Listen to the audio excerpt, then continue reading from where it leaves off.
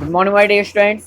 मैं आपका विज्ञान अध्यापक शुभम तिवारी, माया ज्ञानोदय संस्कार अकादमी बिरदा ललितपुर से आप सभी विद्यार्थियों का आज की इस वीडियो क्लास में बहुत बहुत स्वागत करता हूं। विद्यार्थियों, आज हमारा एक नया अध्याय, एक नया टॉपिक स्टार्ट होने जा रहा है, जो कि हमारे लिए ही नहीं अपितु समस्त जीवधारियों के लिए, समस्त पेड़ पौधों के लिए बहुत ही आवश्यक है, जिसकी उपयोगिता की अगर हम बात करें तो जिस प्रकार समस्त जीवधारियों के लिए भोजन और वायु की आवश्यकता और उपयोगिता है जीवन में, उसी प्रकार यह भी जीवन का एक मूलभूत घटक है, मुख्य घटक है, मुख्य साधन है, जिसकी हमें निरंतर और हर पल आवश्यकता होती है।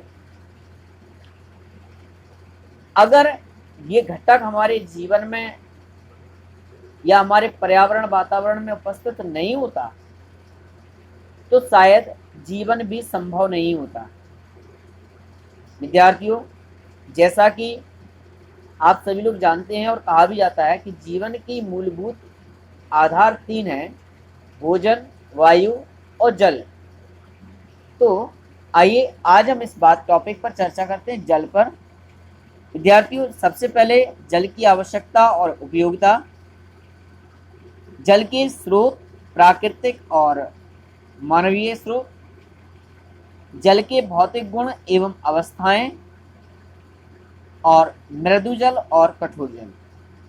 तो सबसे पहले आज हमारा जो टॉपिक है वो है जल की आवश्यकता और उपयोगिता।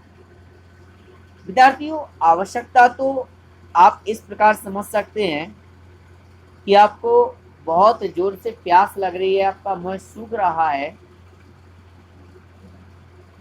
और आपके सामने अनेकों प्रकार के भोजन ला करके रख दिया जाए,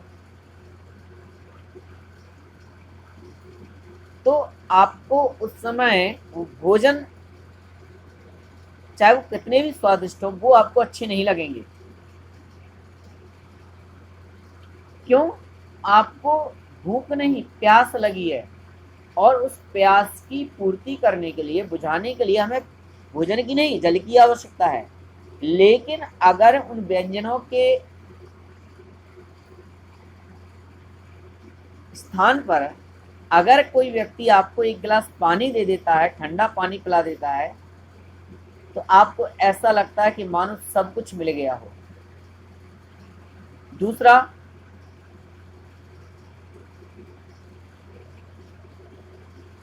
अगर आप देखें कोई पक्षी है, पशु है, गर्मियों के दिनों में हाँफते हैं, पक्षी लू लपट खा करके नीचे जमीन पर फड़फड़ाते हुए गिर जाते हैं, आप उन्हें 2 बूंद पानी पिला देते हैं, पानी डाल देते हैं उनकी चोंच में। गाय भैंसों को, जानवरों को पानी पिला देते हैं, पानी से नहला देते हैं, उनमें एक नई ताजगी, नई चैतन्यता सी आ जाती है, एक नया संचार उनके शरीर के अंदर हो जाता है।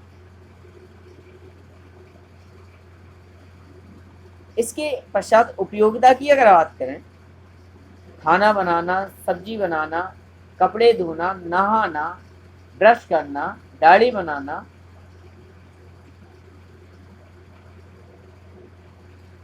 अगर दैनिक जीवन के, अगर मैं कहूं कि दैनिक जीवन में प्रतिदिन हम लोग 100 कार्य करते हैं, तो अगर उन 100 कार्यों की बात करें तो शायद है कि उनमें 99 कार्य ऐसे होंगे जो पानी के माध्यम से संपन्न होंगे।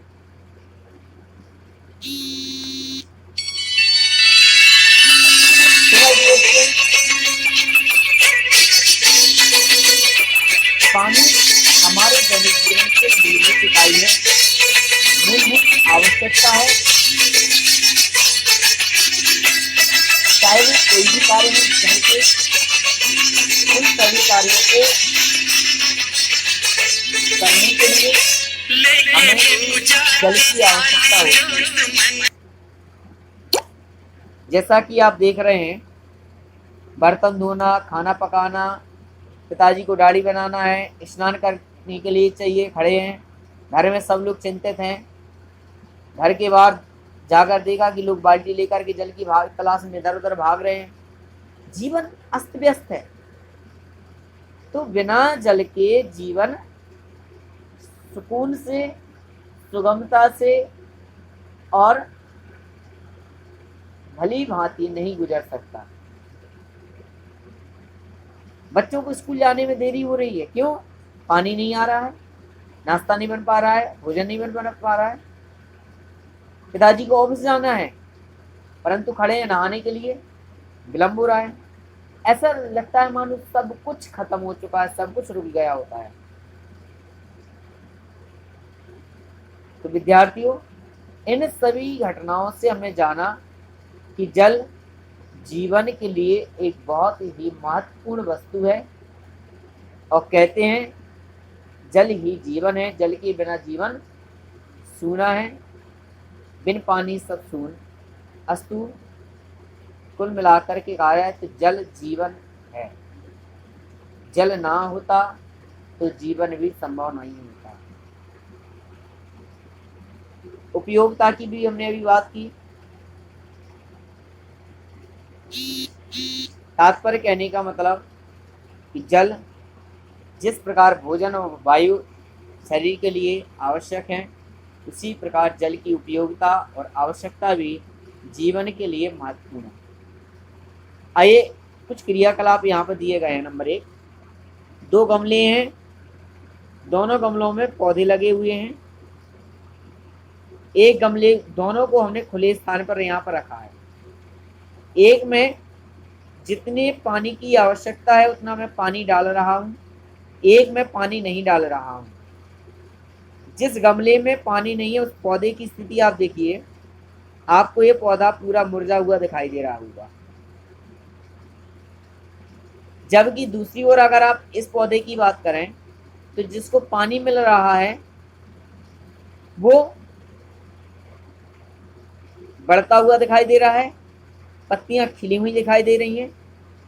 तो इससे आप समझ सकते हैं कि जल की उपयोगिता क्या है।